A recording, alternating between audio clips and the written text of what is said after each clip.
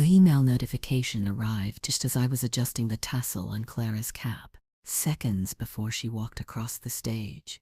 It wasn't urgent, not marked high priority or anything so dramatic. It was an automated alert from our shared banking portal. A large wire transfer, outgoing. The amount was considerable, enough to drain the primary joint account we'd held for 25 years, built dollar by careful dollar. I glanced across the sea of proud faces, searching for my husband, Mark. He was there, on the end of the row, checking his phone, a small, almost imperceptible smile playing on his lips. Not the proud parent smile you'd expect, but something private, self-satisfied. My stomach twisted, but I smiled back at Clara, a genuine fierce surge of maternal pride, overwhelming the sudden, cold dread. She was everything. She was why. As Clara's name was called, Mark abruptly stood up, mumbled something to the person next to him, and slipped out of the aisle. He didn't catch my eye, didn't wave, he just left. During our daughter's college graduation, the notification, the private smile, his calculated exit, it clicked into place with a sickening finality that somehow felt both shocking and utterly inevitable. It was the quietest, most brutal abandonment I could have ever imagined. A public celebration turned into a private execution. He left me there, surrounded by strangers, holding a dead phone in my hand, a dead marriage suddenly crystal clear in my mind. While our daughter reached a milestone we were supposed to celebrate together, he had not only left me, he had strategically dismantled a significant portion of our shared financial life on the very day meant to symbolize the successful culmination of our joint efforts as parents. It wasn't just callous, it was a specific kind of cruelty that only Mark in his peculiar blend of arrogance and petty meanness could orchestrate. The graduation felt suddenly like a performance I was trapped in, smiling and applauding through a haze of disbelief and a rising cold anger that I immediately suppressed, locking it away in a familiar internal box. Before we dive into what happened next, tell me in the comments where in the world are you watching from. It's always incredible to see how far these stories reach. The drive home was silent, except for the hum of the tires on the asphalt.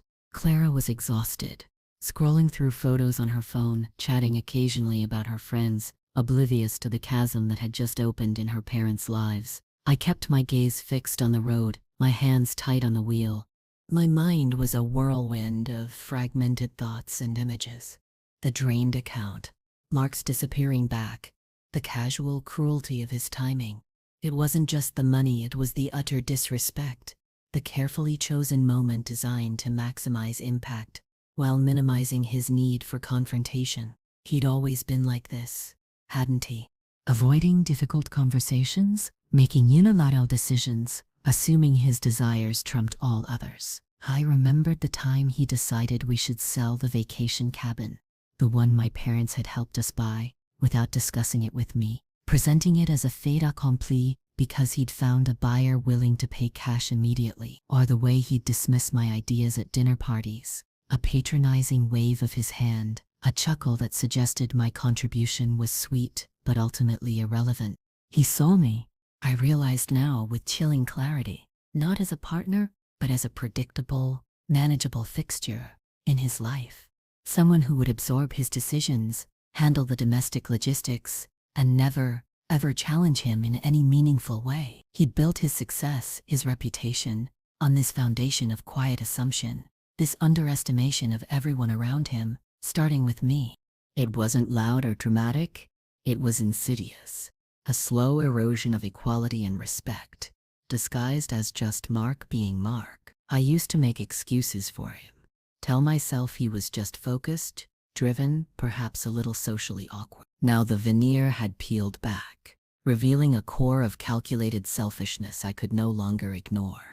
The silence in the car stretched, thick with unspoken truths. Clara's quiet presence was a grounding force, a reminder that this wasn't just about me and Mark. It was about navigating the fallout in a way that protected her, that showed her strength, not vulnerability. I wouldn't fall apart. Not yet. Not here. The controlled anger remained, a hard knot in my gut, but the overriding feeling was a cold, clinical clarity. He had made his move. Now it was my turn. He thought he'd left me stranded, financially crippled, emotionally broken at the most public and inconvenient moment possible. He thought I would panic, beg dissolve into tears. He knew nothing.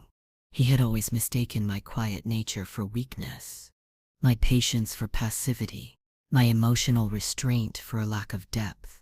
That mistake was about to cost him. Our history in hindsight was a series of missed cues and ignored red flags, woven into the comfortable tapestry of what looked, from the outside, like a successful marriage. We met in college, young and full of ambition. Mark was charismatic, driven, already talking about corner offices and financial markets. I was quieter, more focused on my studies, perhaps too easily impressed by his confidence. We built a life, house, careers. Then Clara. For years, the underestimation was subtle. It started with small things. He'd handle the investments because numbers weren't really your thing, even though I had a degree in economics. He'd make decisions about where we vacationed, which car we bought, presenting me with brochures and saying things like, "I know you'll love this." I handled all the detail. It wasn't overtly dismissive, just a constant low-level exclusion from areas of life he deemed his domain. And because I had my own career, my own interests, I let a lot of it slide. It seemed easier, less conflict-ridden. We had a comfortable life. He was successful, his career trajectory ever upward. Mine was steady, fulfilling in a different way, but less flashy, less demanding of constant attention. He started spending more time at the office, on business trips. The emotional distance grew, a slow drift rather than a sudden break. I attributed it to stress, to the demands of his high-powered job. He'd come home late, preoccupied, barely there even when he was physically present. Our conversations became transactional, arranging schedules, discussing Clara's school. The intimacy, both physical and emotional, faded into a polite, distant routine. I felt like I was living with a highly successful, well-maintained stranger, who occasionally remembered to play the role of husband and father.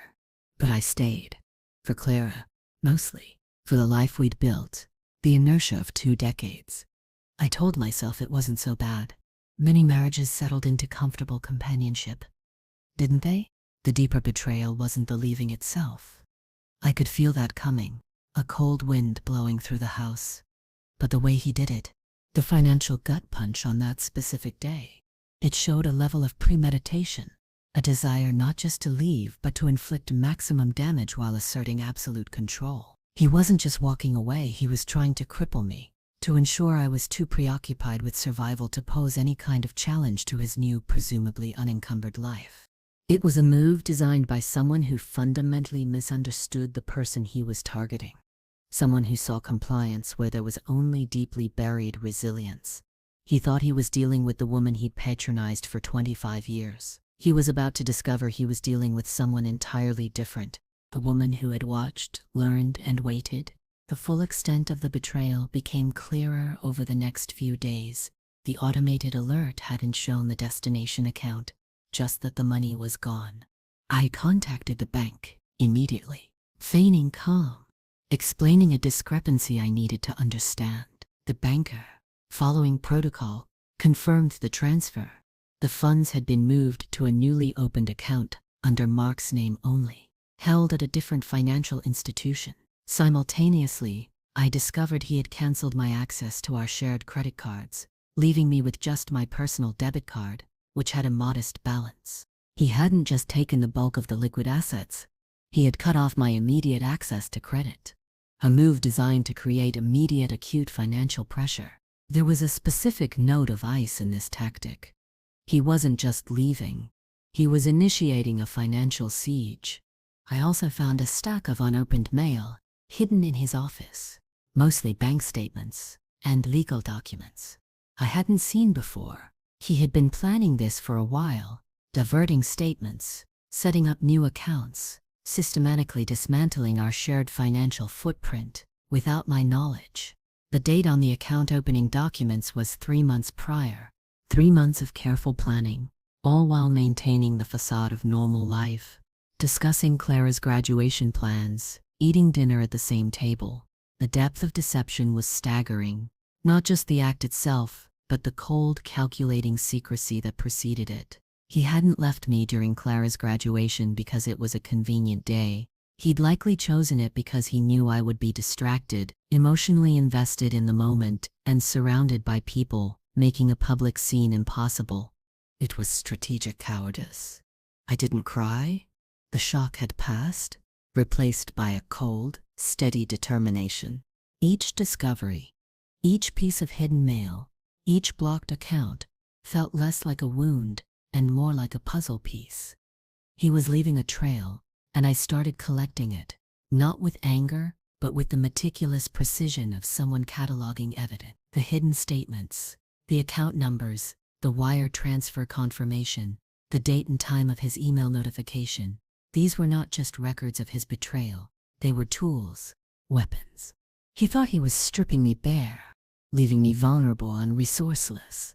He didn't realize he was handing me the very instruments I would use to build my defense, and ultimately, to dismantle his carefully constructed world. The rage was still there, a cold ember, but it was secondary to the strategic thought, now consuming me. What was his end game? What did he think he would achieve by this? And more importantly, what could I do to counter it? Not just to survive, but to reclaim what was mine, and to show him the true cost of underestimating me. My first call was not to a divorce lawyer. Not yet. It was to Sarah. Sarah Chen. She was a forensic accountant I'd worked with years ago on a complex case in my own career, a case Mark had patronizingly referred to as my little project. Sarah was sharp, discreet, and had a reputation for uncovering financial skeletons buried so deep they were practically fossils. I explained the situation in a calm, factual tone, laying out the sequence of events: the graduation, the wire transfer, the discovered documents, the blocked credit cards. Sarah listened without interruption, her responses brief and incisive. "He's trying to establish a financial advantage," she stated simply. "Make you desperate. It's a common tactic in high-asset divorces, but usually less theatrical." The dry irony in her voice was a comfort. I sent her everything I had collected. The hidden statements, the transaction details I'd obtained from the bank, even screenshots of the automated email notification time-stamped during the graduation ceremony. Sarah began her work immediately. While she dug into his finances, I started gathering every piece of information I could about Mark's assets, both shared and individual. Our property deeds, car titles, retirement account statements, insurance policies. Even his recent corporate bonus statements that I could access from his office before he had completely removed his things. He hadn't been back to the house yet. Another layer of his avoidance. It was like assembling a dossier. Each document, a small victory against his attempt to render me ignorant and powerless. I wasn't driven by revenge in the traditional sense, not by a desire to inflict pain for the sake of it. My motivation was colder, more precise. It was about justice, about reclaiming what was rightfully mine, and about correcting the imbalance of power he had so arrogantly created. He had used financial control and strategic timing as weapons. I would use information and legal structure as mine. My emotional restraint was not a sign of weakness, but a necessary discipline. Panicking or becoming overtly emotional would only play into his expectations, give him the advantage of seeing me vulnerable. I needed a clear head, a steady hand. Each document I organized, each detail I confirmed, felt like tightening a screw in a machine I was slowly, deliberately building. A machine designed to counteract his maneuver, piece by calculated piece. The underestimation was still a raw spot, the core of his offense. He truly believed I was incapable of understanding the complexity of his financial life, let alone challenging it. This project, Sarah's work, my research, it was the quiet, methodical refutation of that belief. As Sarah continued her deep dive into Mark's financial history, uncovering layers of transactions, accounts, and assets I never knew existed or had only vaguely heard about, I focused on building my legal strategy. I finally contacted a divorce lawyer, a woman named Helen, who came highly recommended for her tough, no-nonsense approach, especially in complex financial cases. I presented Helen with the situation, starting with Clara's graduation, and ending with the stack of documents I had gathered in Sarah's initial findings, which already painted a picture far more intricate than I had anticipated. Helen listened intently, her expression neutral but her eyes sharp. When I finished, she leaned back. "He's made several critical errors," she said, her voice measured, "attempting to hide assets, transferring community property without your knowledge or consent, cutting off access to funds." So these are not just legally indefensible, they paint a picture of intent to defraud. That's a powerful narrative. In court, she explained the concept of community property in our state. Assets acquired during the marriage are owned equally by both spouses, regardless of whose name is on the account. Mark's unilateral transfer was not just rude, it was likely illegal. Helen outlined the steps we would take: filing for divorce, requesting an immediate injunction to freeze his assets while the full extent could be determined, and demanding an accounting of all funds, particularly the transferred amount. The legal language was complex, but the underlying strategy was simple: expose his actions, reclaim the assets, and ensure he couldn't continue to hide or dissipate wealth. We would also seek sanctions for his bad faith actions, which could include him having to pay my legal fees. Each discussion with Helen reinforced the sense that I was operating not out of emotion, but out of a calm, strategic necessity. Mark had started a war using tactics he assumed I wouldn't understand or couldn't counter. But I had allies now, experts who spoke his language, and the evidence he had carelessly left behind. There was a quiet power in this process. It wasn't about shouting or accusations. It was about facts, documentation, legal precedent. It was about dismantling his control piece by piece, using the very rules he thought he was above. The suppressed hurt was still there, a dull ache beneath the surface, but the rising satisfaction came from seeing the structure of my countermove take shape. He thought he was untouchable, operating in a sphere of finance and power I couldn't penetrate. He was about to learn that invisibility is only effective if you are truly alone in the dark. The legal process began with the filing of the divorce papers and the immediate request for the injunction to freeze Mark's assets. Helen timed it precisely. The papers were served on a Monday morning at his office, just as he was presumably settling into his week, perhaps still basking in the glow of his perceived triumph. I wasn't present, of course, but Helen later described the scene, relayed by the process server. Mark's initial dismissive reaction turning to stunned silence as he read the documents, particularly the part about the frozen assets and the demand for an accounting of the misappropriated funds. He apparently went from arrogant confidence to visible shock in a matter of seconds. This was the execution part of my plan. The moment I finally deployed the information I had gathered, the legal strategy Helen had crafted, I delivered the blow, not with emotion, but with procedure, with paper, with facts. Mark's reaction was swift and predictable. He didn't call me directly. That would have required acknowledging me as a person capable of action. Instead, he called Helen, demanding to know what this was, who I thought I was, and threatening legal action against us for improperly tying up his funds. Helen, unruffled, simply reiterated the legal basis for the injunction and the necessity of the accounting given the unilateral transfer. He then tried reaching me through intermediaries, a mutual friend, his assistant, even leaving a blustering, incoherent voicemail on my old house phone number. He seemed to have forgotten I still had. He sounded panicked, angry, completely blindsided. He was losing control, and the realization was clearly unraveling him. This was the point where he truly lost it. He hadn't anticipated any resistance, let alone this level of organized, legally sanctioned counterattack. He thought I would be a passive victim, easily overwhelmed. He thought I would accept his terms, or lack thereof. Instead, I had met his calculated cruelty with cold strategic action. His attempts to intimidate or regain control were met with the unyielding wall of legal process. The underestimation was now fully brutally exposed. He had underestimated my intelligence, my resilience, my ability to act decisively when pushed.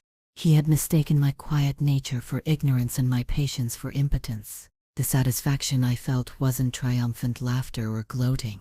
It was quieter, deeper. It was the calm, steady feeling of watching a carefully constructed trap spring shut on the person who had built it for you. It was the knowledge that he was finally facing consequences for a lifetime of dismissive arrogance, and that I, the person he deemed least capable, was the one delivering them. Mark's reaction intensified.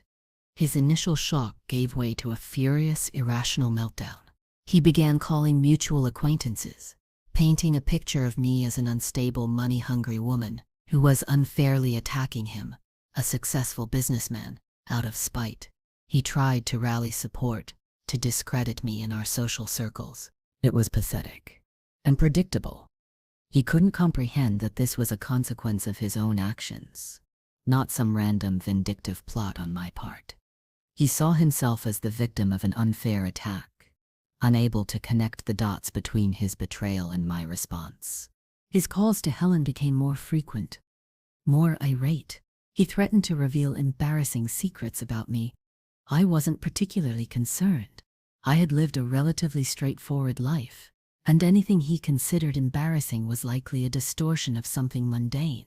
He threatened to drag Clara into it, a threat I immediately instructed Helen to shut down forcefully, citing the negative impact on a dependent child.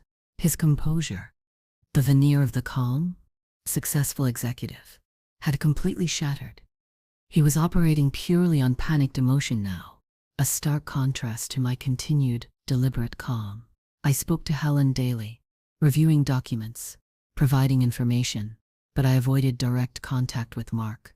There was nothing left to say. His actions had spoken volumes, and my response was now speaking volumes back. I heard about his outbursts from other people, reports filtering back through the awkward channels of shared friends. He seemed genuinely bewildered that I was capable of this, that I had the knowledge, the resources, the sheer nerve to challenge him so effectively. The repetition of his underestimation was almost comical in its intensity. He kept saying things like, "I never thought she would do this," or "This isn't like her," as if I was a predictable automaton whose programming had inexplicably malfunctioned.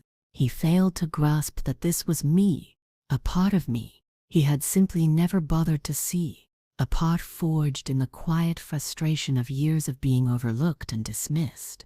My reaction to his losing control was not fear or sympathy. It was a quiet, profound sense of vindication. Watching him fail, seeing his arrogance crumble under the weight of legal reality, was the catharsis I hadn't realized I needed. It wasn't about cruelty for cruelty's sake, but about witnessing the inevitable collapse of a structure built on a false foundation. The foundation of his inflated self-importance and his profound misunderstanding of others. The cold ember of anger had warmed, not into a raging fire but into a steady, quiet burn of earned pride. I hadn't just survived his attack. I was systematically reversing it, using his own weapons against him. Sarah's forensic accounting report arrived a few weeks later, a thick document filled with spreadsheets, transaction logs, and detailed analysis. It was damning. She had not only tracked the transferred funds, but had uncovered several other accounts he had opened over the years, some funded with marital assets, others seemingly with money he had diverted or hidden. The scale of his financial deception was larger than I had initially imagined. He had systematically siphoned money from our shared resources for years, building a secret financial life parallel to the one we shared. The report provided concrete, irrefutable evidence of his actions, painting a clear picture of deliberate financial infidelity. This wasn't a spur-of-the-moment decision prompted by a midlife crisis. This was a long-term, calculated strategy to hoard assets and prepare for a future without me. A future he presumably intended to fund with money he had stolen from our joint life. Sarah also discovered that some of the money he had transferred was already being spent. He had clearly anticipated having immediate access to the funds, planning to use them for his new life before the divorce proceedings could catch up. The injunction had caught him mid-spend, hence his panic. Armed with Sarah's report, Helen filed amended pleadings, detailing the newly discovered assets and the pattern of financial misconduct. We requested a larger share of the remaining marital assets, not just the initial 50-50 split, arguing that his actions constituted a dissipation of community property and warranted an unequal distribution in my favor. We also formally requested that he be ordered to return the specific funds he had transferred with interest, and that he cover all of my legal and accounting fees. Each step was deliberate, building on the evidence, tightening the legal net. There was no shouting in courtrooms, no dramatic confrontations. It was all happening through paperwork, through carefully worded filings, through the steady accumulation of evidence. The weight of the facts was crushing him. His legal responses became increasingly frantic, filled with denials and attempts to discredit Sarah's findings, but he had no counter-evidence, just bluster. He had been caught red-handed, his meticulous deception laid bare by someone he had dismissed as insignificant. The symbolism was profound, the money he had tried to steal, the future he tried to build on a foundation of lies, was now the very evidence used to dismantle his present and jeopardize his future. The calm intensity remained my anchor. There was still a long way to go, but the momentum had irrevocably shifted. He had thrown his best punch, a low, dirty blow aimed at my financial stability, and I had not only absorbed it, but had used the energy of his attack to power my counter-offensive. As the legal process ground on, Mark's attempts to control the narrative and bully his way out of the situation became more desperate. He tried to appeal directly to Clara, attempting to poison her against me, portraying himself as the wronged party. Clara, thankfully, was too smart and too independent for his manipulations. She saw through his flimsy excuses and his obvious attempts to gain her sympathy. She had always been closer to me, recognizing the emotional labor I had consistently performed in our family while he was physically present, but emotionally distant. Her quiet loyalty was a powerful affirmation. She didn't need me to explain everything. She had witnessed enough over the years to form her own conclusions about her father's character or lack thereof. His efforts with our social circle also largely backfired. His erratic behavior, his public outbursts of anger and frustration, stood in stark contrast to my composed demeanor. When people asked, I didn't launch into emotional tirades. I stated facts, calmly and plainly. Mark transferred a significant portion of our savings to a private account during Clara's graduation and cut off my access to funds without warning. We are now in litigation to recover those assets. The simple truth, delivered without drama, was far more powerful than his wild accusations. He was losing not just the legal battle, but the battle for public perception, a battle he had always been careful to control through his polished image. His arrogance had blinded him to the fact that his actions had consequences beyond the purely financial. He had assumed his reputation was unassailable, that his professional success would somehow shield him from accountability for his personal conduct. He learned painfully that integrity matters, and that treating people with contempt, especially your spouse, has a way of eventually catching up to you. The underestimation was now layered. He had underestimated me. He had underestimated the law, and he had underestimated the intelligence of the people around him. Each layer peeling back revealed the hollowness at his core. My focus remained on the legal process. The emotional satisfaction was a quiet undercurrent, a private acknowledgement that justice in its slow, methodical way was being served. There was no gloating, no public celebration of his downfall. My victory was internal, dignified. It was about reclaiming my life, my financial security, and my sense of self, independent of his validation or his attempts at control. The court mediation sessions were tense, but ultimately productive. Mark arrived looking haggard, a shadow of his former arrogant self. He still tried to project an air of injured innocence, but it was unconvincing. Helen and Sarah were formidable, presenting the evidence of his financial misconduct with calm, devastating precision. His lawyer, clearly exasperated by Mark's earlier dishonesty and irrationality, spent most of the time trying to manage his client. The initial mediation attempts failed, as Mark was still unwilling to fully acknowledge the extent of his deception or the legal consequences. He kept offering settlements that were laughably low, still operating under the delusion that he held the upper hand. But as Helen systematically dismantled his arguments, citing specific transactions and legal precedents, the reality began to sink in. The judge had made it clear that the court viewed his actions as egregious, and that a trial would likely result in a ruling heavily against him, including significant financial penalties and potentially being ordered to pay all of my legal and accounting costs. The threat of a public trial with all of his financial secrets exposed was a powerful motivator. It wasn't the money itself that seemed to scare him the most. It was the potential damage to his reputation, the public humiliation he had so desperately tried to avoid by acting in secret. This was the core of his vulnerability, his image.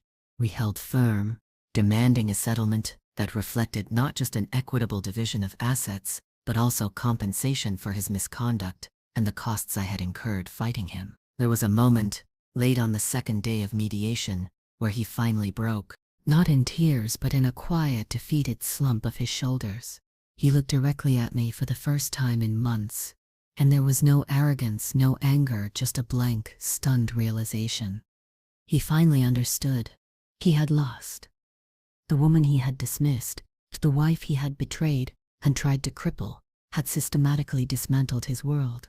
The reversal was complete. He agreed to our terms. The final divorce decree was signed several months later. It was not the clean break he had envisioned when he walked out of Clara's graduation. He was ordered to return the funds he had transferred with interest.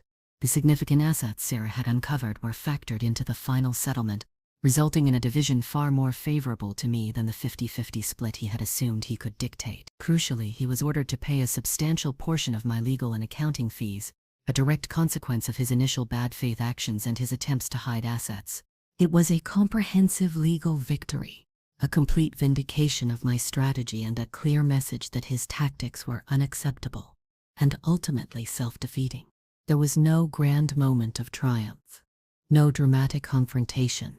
The finality arrived in the mail, a thick envelope containing the signed decree. I read through it calmly, absorbing the details. It wasn't about winning in the traditional sense of crushing an opponent.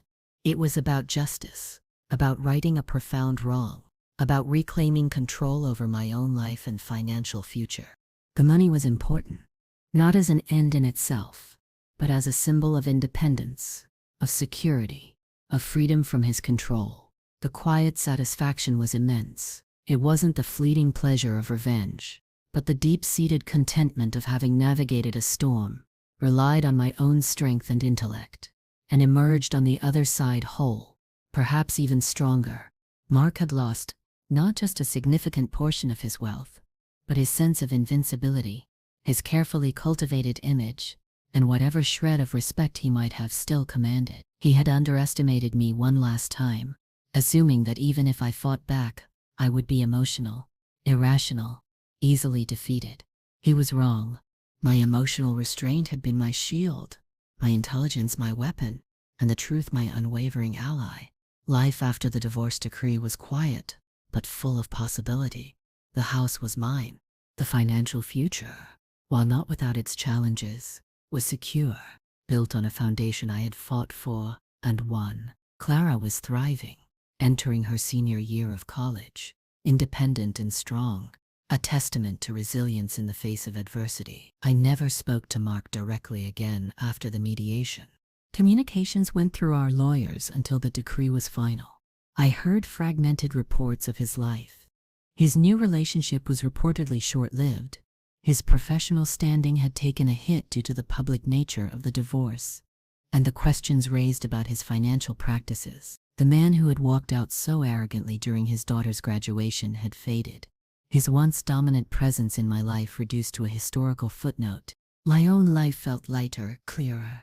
The years of quiet frustration, of suppressed hurt, had been painful, but they had also forged a resilience I hadn't fully appreciated. I took classes, pursued interests I had put on hold, reconnected with friends, and built a new social circle based on genuine connection, not curated appearances. There was a profound sense of earned pride in how I had handled the situation. I hadn't descended to his level. I hadn't allowed emotion to derail my efforts. I had met his cruelty with calm determination. his deception with truth, and his underestimation with irrefutable action. The final satisfaction was not in his loss, but in my own reclamation. I had rebuilt my life, piece by piece, using the strength he never believed I possessed. He had tried to leave me with nothing but the wreckage of our shared past. I had emerged with a future I had built entirely for myself. A future that was stronger, freer, and more authentically mine than anything I had ever known within the confines of his carefully controlled world. The daughter he left during her graduation saw her mother navigate one of life's most brutal betrayals with dignity and strength, a different kind of graduation into a future unbound by the past.